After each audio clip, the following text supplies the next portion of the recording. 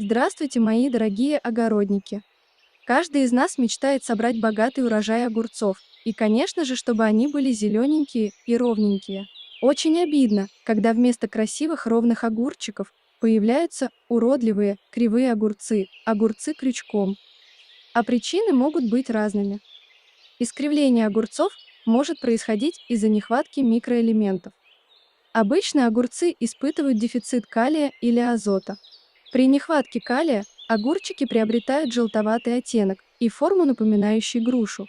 Одновременно края листьев растений светлеют и сгибаются вниз, а иногда на них появляются некрозные пятна.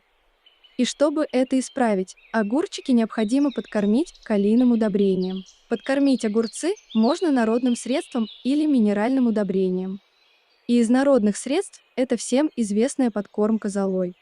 Для приготовления раствора я беру пол-литровую банку золы на 10 литров воды, хорошо перемешиваю и настаиваю несколько часов. Поливаю огурчики в вечернее время по влажной почве, по 1 литру под кустик. Но этот питательный зольный раствор можно сделать еще более полезным. Для этого я в уже настоянный зольный раствор добавляю 1 стакан дрожжевой закваски и литр любого молока. Дрожжевые грибки помогут получить питание из почвы более быстрее и в более усвояемой форме. Из минеральных удобрений можно удобрить или сульфатом калия, или монофосфатом калия, или сернокислым калием. 1 столовая ложка любого из этих удобрений на 10 литров воды. И поливаем также по 1 литру под кустик в вечернее время по влажной почве. При нехватке азота огурчики приобретают светло-зеленую окраску и сужаются со стороны цветка, а у плодоножки, наоборот, расширяется и немного напоминают морковку. Сами кусты отстают в росте, стебли стают тонкие и твердые, листья светлеют.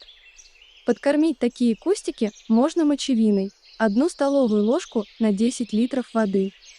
Раствор мочевины стимулирует омоложение зеленой массы, рост новых плетей, а также продлевает плодоношение.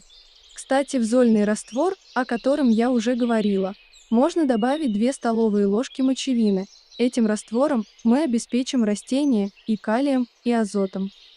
Также можно подкормить растения аммиачной селитрой 3 столовые ложки на 10 литров воды.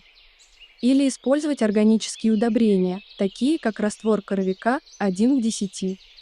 Или подкормить травяным настоем 1 литр зеленого удобрения на 10 литров воды.